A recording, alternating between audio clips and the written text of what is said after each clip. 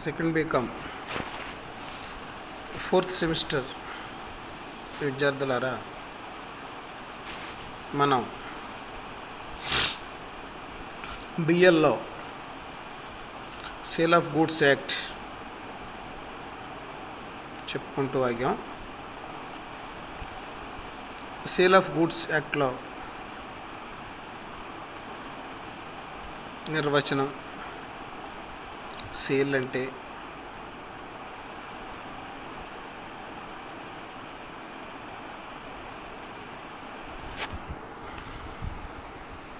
అలాగే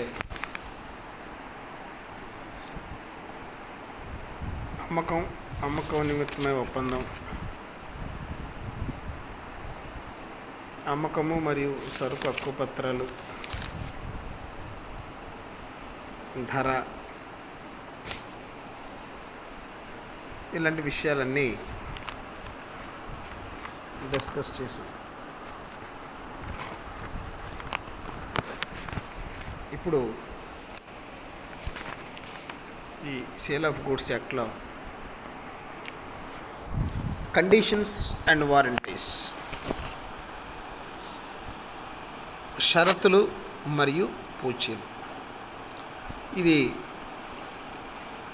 సెక్షన్ 12 నుంచి 17 వరకు ఉంటుంది. ఈ షరతులు పూచీలు అంటే కాంట్రాక్టు ఏర్పడడానికి ముందు అమ్మకందారుడు సరుకుని అమ్మటం కోసం ప్రకటన చేస్తాడు. కొనుగోలుదారుణ్ణి అట్రాక్ట్ చేసే ఉద్దేశ్యంతో ఈ ప్రకటనలు ఉంటాయి. కొన్ని ప్రకటనలు కొనుగోలుదారుని కాంట్రాక్టు ఏర్పాటుకి బాధ్యుడిగా చేస్తాయి. అంటే కొనుగోలుదారుడే జాగ్రత్త వహించాలి అనేది సిద్ధాంతం. లెట్ ది బయర్ బీవేర్, ఇది వర్తిస్తుంది ఆయా ప్రకటనల్లో. కొనుగోలుదారుడే జాగ్రత్త వహించాలి అంటే కొనుగోలుదారుడు సరుకుని తనిఖీ చేసి కొనుక్కోవాలి.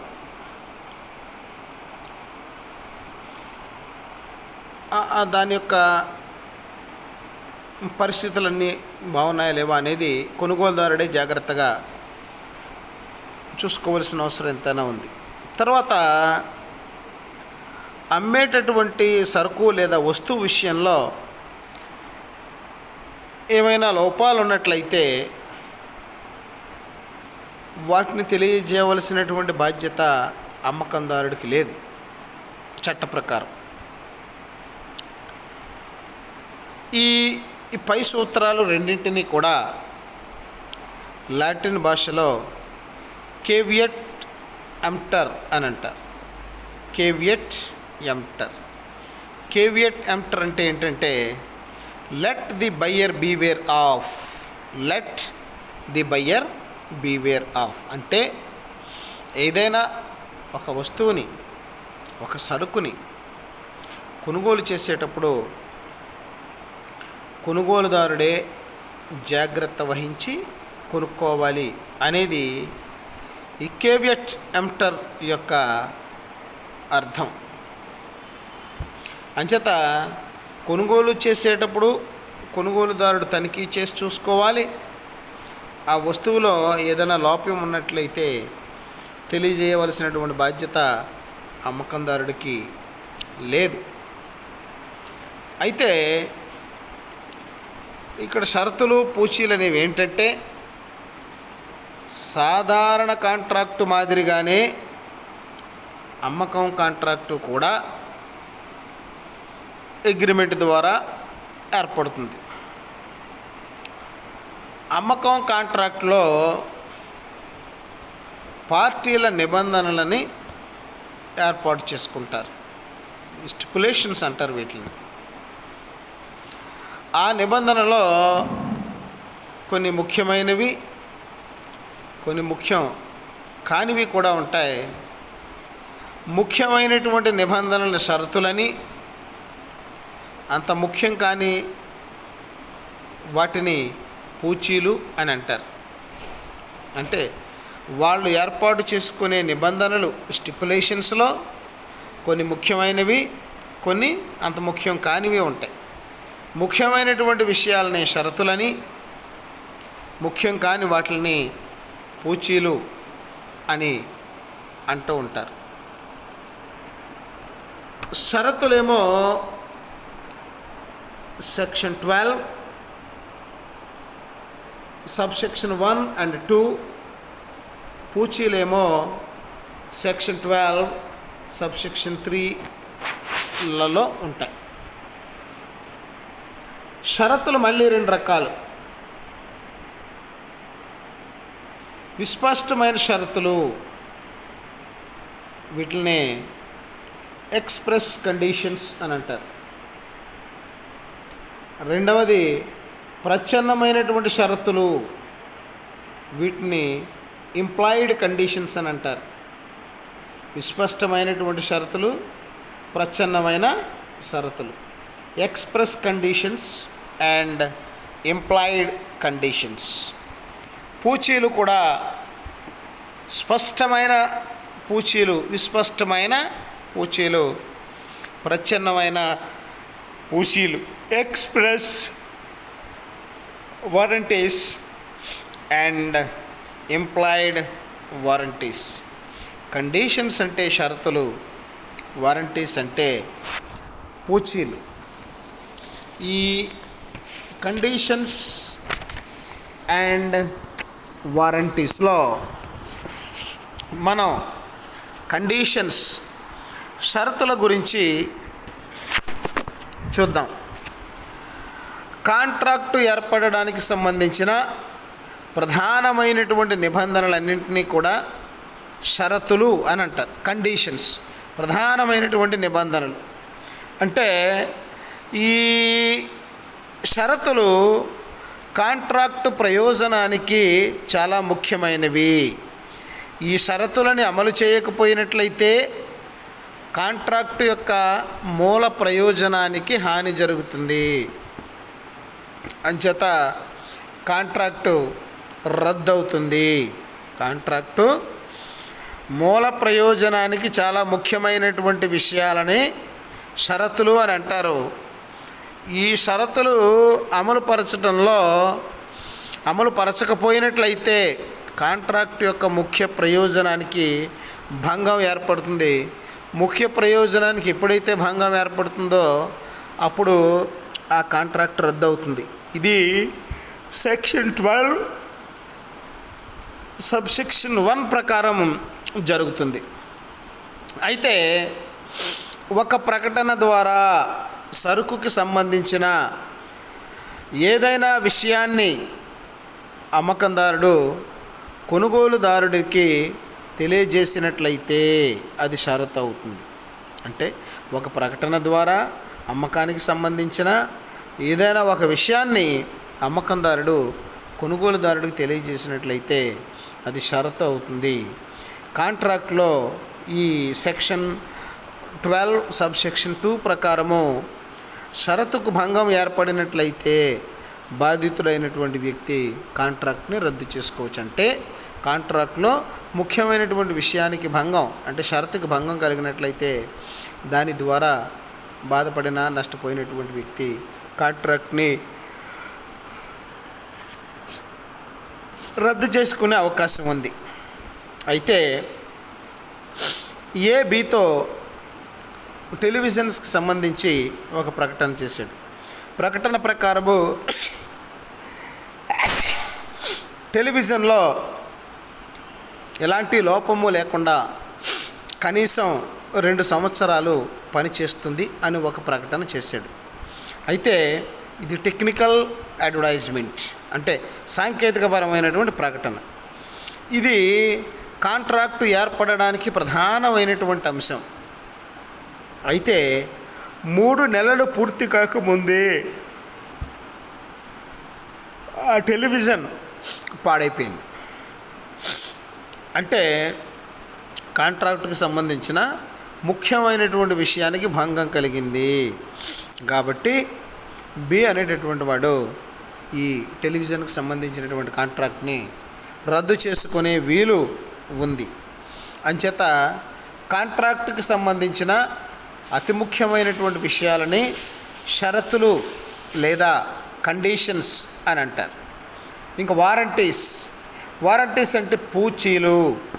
ఇది సెక్షన్ 12 సబ్సెక్షన్ 3 ప్రకారము కాంట్రాక్టు ఏర్పడడానికి సంబంధించిన అనుబంధమైనటువంటి నిబంధనలని పూచీలు అని అంటారు. ఈ నిబంధనలు అనేవి కాంట్రాక్ట్లో అంత ముఖ్యమైనవి కాదు. కాంట్రాక్ట్లో పూచీలకి భంగం జరిగినట్లయితే బాధితుడైనటువంటి వ్యక్తి నష్టపరిహారం పొందడానికి అవకాశం ఉంటుంది. కాంట్రాక్టు రద్దు మాత్రం అవ్వదు. అంటే పూచీలు అనేవి ప్రధానమైనవి కావు, అంత ఇంపార్టెంట్ అయినవి కావు. అంచేత పూచీలకి భంగం కలిగితే ఆ బాధితుడు అనేటటువంటి వాడు అక్కడ జరిగినటువంటి నష్టానికి పరిహారాన్ని పొందడానికి అవకాశం ఉంటుంది తప్ప కాంట్రాక్ట్ని రద్దు చేసుకునే వీలు లేదు. ఇక్కడ ఏబీతో టీవీ చాలా అందంగా ఉందని చెప్పాడు. అందం అనేది అనుబంధమైనటువంటి విషయం మాత్రమే. అందంగా లేనప్పుడు నష్టపరిహారాన్ని పొందుతాడే తప్ప కాంట్రాక్ట్ని రద్దు చేసుకోలేదు. షరతులు పూచీలకి మధ్యన ఉన్నటువంటి తేడా. షరతులు పూచీలు స్వభావం రీత్యా మొట్టమొదటి పాయింట్ స్వభావము. అంటే షరతు అనేది కాంట్రాక్టు ఏర్పడటంలో ప్రధానమైనటువంటి అంశం. పూచి అనేది కాంట్రాక్టు ఏర్పడడానికి అనుబంధమైనటువంటి విషయం. అలాగే రెండవది భంగము. షరతుకు భంగం కలిగినట్లయితే గాయపడిన వాడు లేదా బాధితుడైనటువంటి వ్యక్తి కాంట్రాక్ట్ని రద్దు చేసుకోవచ్చు. కానీ పూచీకి భంగం ఏర్పడినట్లయితే నష్టపరిహారం మాత్రమే పొందవచ్చు. ప్రాముఖ్యత. కాంట్రాక్ట్లో షరతుకు భంగమైతే పూచీకి కూడా భంగమైనట్లుగా భావిస్తారు.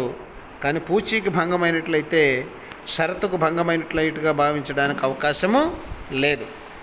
అయితే షరతును పూచీగా భావించడానికి అవకాశం ఉన్నదా అంటే ఇది సెక్షన్ 13 ప్రకారము కొనుగోలు చేసేటటువంటి వ్యక్తి అమ్మేటటువంటి వ్యక్తి పూర్తి చేయవలసినటువంటి షరతులను సడలించినప్పుడు, పూర్తిగా లేదా పాక్షికంగా స్వీకరించినప్పుడు షరతుకు జరిగినటువంటి భంగమును పూచీకి భంగముగా భావిస్తారు. ప్రచ్ఛన్నమైనటువంటి షరతులు మరియు పూచీలు. అయితే అమ్మకం కాంట్రాక్ట్లో షరతులు మరియు పూచీలు అనబడేవి నిబంధనలు స్టెపులేటెడ్ లిఖితపూర్వకంగా కానీ నోటి మాట ద్వారా కానీ పార్టీలు ఏర్పరచుకొనిన యెడల వాటిని స్పష్టమైనటువంటి షరతులు లేదా పూచీలు అని అంటారు. ఈ షరతుల్లో రకాలు ఏమిటంటే షరతులు విస్పష్టమైనటువంటి షరతులు, ప్రచ్ఛన్నమైనటువంటి షరతులు అని 2 రకాలుగా విభజించవచ్చు. విస్పష్టమైనటువంటి షరతులు ఏంటంటే భావ ప్రకటన షరతులను కూడా వీటిని వ్యవహరిస్తూ ఉంటారు. ఇలాంటి షరతులని మౌఖికంగాను లేదా లిఖితపూర్వకంగాను కూడా కాంట్రాక్ట్లో తెలియచేసినట్లయితే వాటిని విస్పష్టమైనటువంటి కాంట్రాక్ట్లు అని అంటారు. ప్రచ్ఛన్నమైనటువంటి కాంట్రాక్ట్లు అనేవి ఏంటంటే చట్ట నిబంధనల ప్రకారము కాంట్రాక్టుకు సంబంధించిన పార్టీలు ప్రత్యేకంగా కాంట్రాక్ట్లో కొన్ని నిబంధనలను రాసుకోవలసినటువంటి అవసరం లేదు. అయినను ఆయా పార్టీలు నిబంధనలను అమలు చేయవలసి ఉంటుంది. కాబట్టి కాంట్రాక్ట్లో రాసుకోకపోయినప్పటికీ కాంట్రాక్టుకు చెందినటువంటి పార్టీలు అమలు చేయదగిన నిబంధనలే ప్రచ్ఛన్నమైనటువంటి షరతులు అని అంటారు. కాంట్రాక్టులో ప్రత్యేకించి నిబంధనలని పార్టీలు ఏర్పాటు చేసుకోకపోయినప్పుడు దిగువ తెలియజేసిన ప్రచ్ఛన్నమైనటువంటి షరతులు అమలులో ఉంటాయి. వాటిని ఆయా పార్టీలు ఖచ్చితంగా విధిగా పాటించవలసి ఉంటుంది. వస్తు స్వామ్యానికి సంబంధించినటువంటి షరతు conditions as to title to goods. ఇది సెక్షన్ 14A. అమ్మకందారుడు సరుకును అమ్మే హక్కు కలదు అనేది ప్రచ్ఛన్నమైనటువంటి షరతు. ఉదాహరణకి రోలాండ్ వర్సెస్ దివాళీ అనేటటువంటి కేసు ఈ కోర్టు వాద్యంలో ఈ రోలాండ్ ఈ దివాళీ మధ్య ఒక కారు కొనుగోలు జరిగింది. 4 మాసాలు ఉపయోగపడింది. డీకి సరి అయిన హక్కు లేకపోవటం వలన ఆర్ కారును అసలు యజమానికి వాపసు చేయవలసి వచ్చింది. డి నుంచి తాను చెల్లించిన ప్రతిఫలాన్ని తిరిగి పొందవచ్చును అని కోర్టు చెప్పడం జరిగింది. అంటే అమ్మే హక్కును అమ్మేవాడు కలిగి ఉండాలి, దాని మీద స్వామ్యం కలిగి ఉండాలి అనేది ప్రచ్ఛన్నమైనటువంటి షరతు. అమ్మేటప్పుడు స్వామ్యం ఉందా లేదా, దాని ప్రకారం ఉండాలి అనేటటువంటి కండిషన్స్ ఉండాల్సిన అవసరం లేదు. దీన్నే ప్రచ్ఛన్నమైనటువంటి షరతు అని అంటారు. ప్రచ్ఛన్నమైనటువంటి షరతుకు సంబంధించిన ఇతర నిబంధనలు ఏమిటంటే సరుకులను ట్రేడ్ మార్కులకు భిన్నంగా అమ్మినట్లయితే, అంటే ట్రేడ్ మార్కులు చూపించిన దానికన్నా భిన్నంగా అమ్మినట్లయితే అమ్మకందారుడు సరుకును అమ్మడానికి గల హక్కులకు సంబంధించినటువంటి షరతులకి భంగం చేసినాడు అని దాని అర్థం. నిబ్లెట్ వర్సెస్ కన్ఫెక్షనరీస్ మెటీరియల్ లిమిటెడ్లో ఇక్కడ ఈ కేసులో ఏ అనేటటువంటి వాడు 300 డబ్బాల పాలను USA నుంచి కొనుగోలు చేశాడు. డబ్బాల మీద నెస్లే అనే ట్రేడ్ మార్క్ ఉంది. అయితే ఈ నెస్లే అనే ట్రేడ్ మార్క్ నెస్లే బ్రాండ్ అనే టేబుల్ని అంటించాడు. అధికారులు ఈ కారణంగా డబ్బాల డెలివరీని నిలిపివేశారు. డెలివరీ పొందడానికి ఆ లేబుల్స్ని తొలగించవచ్చింది. డబ్బాలను నష్టానికి అమ్మవలసి వచ్చింది. అమ్మకందారుడు అమ్ముటకు గల హక్కుల్ని అతిక్రమించాడు అని కోర్టు వారు తీర్పు చెప్పడం జరిగింది. అంటే మనం అమ్మేటప్పుడు ఎలాంటి షరతులతో అయితే సరుకులను అమ్మడానికి కాంట్రాక్ట్ కుదుర్చుకున్నామో అలాగే అమ్మాలి. లేకపోయినట్లయితే అమ్మకందారుడు దాన్ని అతిక్రమించినట్లు అవుతుంది.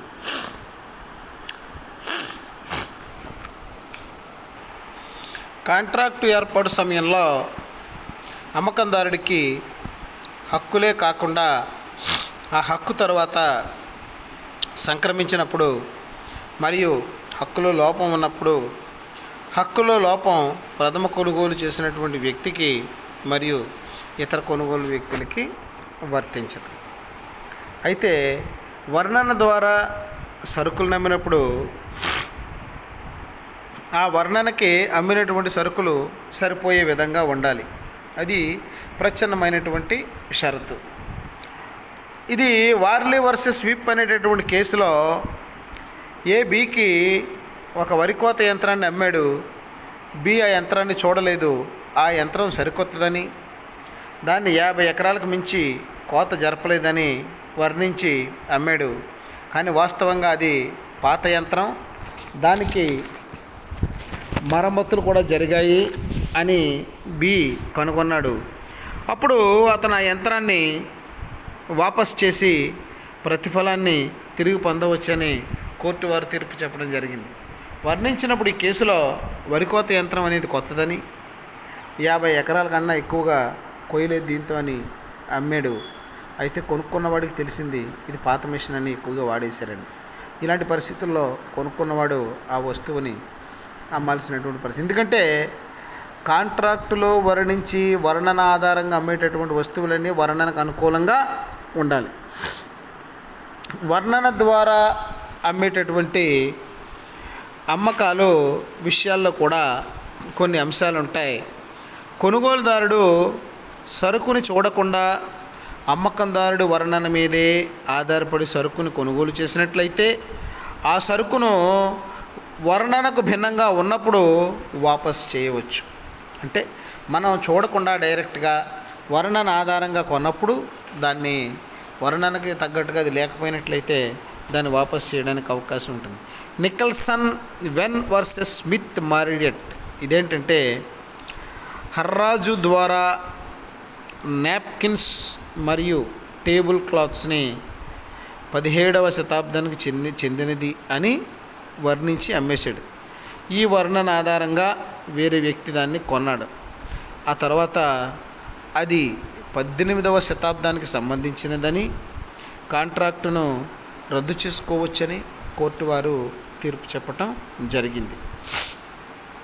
అయితే సరుకు యొక్క ప్యాకింగ్ వర్ణనలో భాగమై ఉన్నప్పుడు ఆ సరుకు వర్ణనకి భిన్నంగా ఉన్నప్పుడు ఆ సరుకుని కూడా వాపస్ చేయడానికి అవకాశం ఉంది. ఉదాహరణకి ఏంటంటే Murray company and land over and company ఈ కేసులో ఏబీకి 3000 కేసుల పండ్లను అమ్మాడు. ప్రతి కేసులోనూ 30 డబ్బాలు ఉన్నాయని చెప్పాడు. కానీ సగం కన్నా ఎక్కువ కేసుల్లో 24 డబ్బాలు మాత్రమే ఉన్నాయి. బి ఆ సరుకుని వాపస్ చేయవచ్చు అని కోర్టు వారు తీర్పు చెప్పటం జరిగింది. ఎందుకంటే ప్యాకింగ్ వర్ణనకి సమానంగా లేదు. అంటే Murray and company and lands owner and company ఇక్కడ పండ్ల కేసులకు సంబంధించినవి. ఈ పండ్ల కేసుల్లో ఒక్కో కేసులోనూ 30 డబ్బాలు ఉంటాయని చెప్పాడు. అయితే ఎక్కువ కేసుల్లో 24 డబ్బాలు మాత్రమే ఉన్నాయి. అంచేత ఇది వర్ణనకి తగ్గట్టుగా వర్ణనకి సరిపడేటట్లుగా లేదని ఈ అమ్మకపు కాంట్రాక్ట్ని రద్దు చేసుకోవచ్చని తీర్పు చెప్పడం జరిగింది.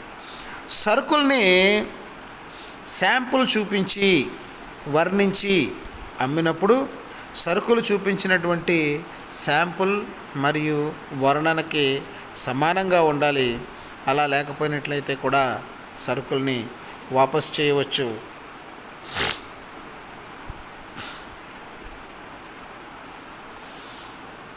ఇక్కడ నికోల్ వర్సెస్ గ్యాటిస్ అనేటటువంటి కేసులో నూనెని శాంపుల్ చూపించి విదేశపు రిఫైండ్ ఆయిల్ నూనె అని వర్ణించి వేరే వాడికి అమ్మాడు. డెలివరీ చేసిన నూనె శాంపుల్స్కు సరిపోలేదు, ఈ వర్ణనకి సమానంగా లేదు అంచేత ఆ వేరే వ్యక్తి వాటిని వాపస్ చేయవచ్చు అని న్యాయస్థానం తీర్పు చెప్పడం జరిగింది. అయితే ఇక్కడ సరుకులను శాంపుల్ కానీ వర్ణన కానీ చేసి చూపించినట్లయితే అందులో ఉన్నటువంటి సరుకులన్నీ కూడా ఆ వర్ణనకి ఆ శాంపుల్కి సరిపోయినట్లుగా ఉండాలి. ఆ విధంగా లేకపోయినట్లయితే కొనుగోలుదారుడు కాంట్రాక్ట్ని రద్దు చేయమని న్యాయస్థానాన్ని కోరవచ్చు. నాణ్యత ప్రత్యేకమైనటువంటి వస్తువులు అమ్మకందారుడు సరుకులను విక్రయాలను పెంచుకోవడానికి కొనుగోలుదారుని ఆకర్షించడానికి వివిధ రకాలైనటువంటి ప్రకటనలు చేస్తూ ఉంటాడు. అయితే ఈ విధమైనటువంటి ప్రకటనలు చేసేటప్పుడు కేవియట్ ఎంప్టార్ అనేటటువంటి సిద్ధాంతం వర్తిస్తుందంటే కొనుగోలుదారుడే జాగ్రత్త పడాలి. లెట్ ది బయ్యర్ బీవేర్ అనేటటువంటిది కొనుగోలుదారుడు వస్తువులకి జాగ్రత్తగా పరిశీలించి కొనుక్కోవాలి అనేది ఇందులో ముఖ్యమైనటువంటి భాగం. వార్డ్ వర్సెస్ హాబ్స్ అనేటటువంటి కేసులో అనారోగ్యంతో బాధపడుతున్నటువంటి పందులని వేరే వ్యక్తికి అమ్మాడు. ఆ విషయం అమ్మకందారుడు కొనుగోలుదారుడికి చెప్పలేదు. అయినను ఇది సక్రమమైనటువంటి కాంట్రాక్టు అని న్యాయస్థానం వారు తీర్పు చెప్పడం జరిగింది. ఎంచేతనంటే కొనుగోలుదారుడే సరుకులో లోపం ఉన్నప్పుడు లేదా ప్రత్యేకమైన ఉద్దేశం సరిపోనప్పుడు లేదా తప్పుడు సరుకులను ఎంపిక చేసుకున్నప్పుడు కొనుగోలుదారుడే తనకు తానుగా బాధ్యత వహించి కొనుక్కోవాలి. ఈ సూత్రం దిగువ మినహాయింపులు ఇవ్వటం జరిగింది. అంటే ఇక్కడ కొనుగోలు చేసుకునేటప్పుడు మనం జాగ్రత్తగా చూసి కొనుక్కోవాలి. కొనుగోలుదారుడు ప్రత్యేక ఉపయోగానికి సరిపడేటటువంటి సరుకును కొనుగోలు చేసేటప్పుడు అమ్మకందారుడు ఆ ఉపయోగపడిన సరుకులను సప్లై చేస్తే కొనుగోలుదారుడు అసలు సరుకుని వాపస్ చేయవచ్చు. ఇక్కడ ప్రీస్ట్ వర్సెస్ లార్డ్ అనే కేసులో ఏ అనేటటువంటిది వేడి నీళ్ళు సంచిని, అది హాట్ వాటర్ బాటిల్ని తన భార్యకు కాపడం పెడుతూ ఉండగా ఆ సంచికి రంధ్రం జరిగి రంధ్రం ఉండడం వలన వేడి నీళ్లు కారిపోయి ఆమె శరీరానికి గాయం ఏర్పడింది. ఆమె భర్త అమ్మకందారుడి మీద దావా వేశాడు. అతడు నష్టపరిహారం పొందవచ్చు అని కోర్టు వారు తీర్పు చెప్పటం జరిగింది.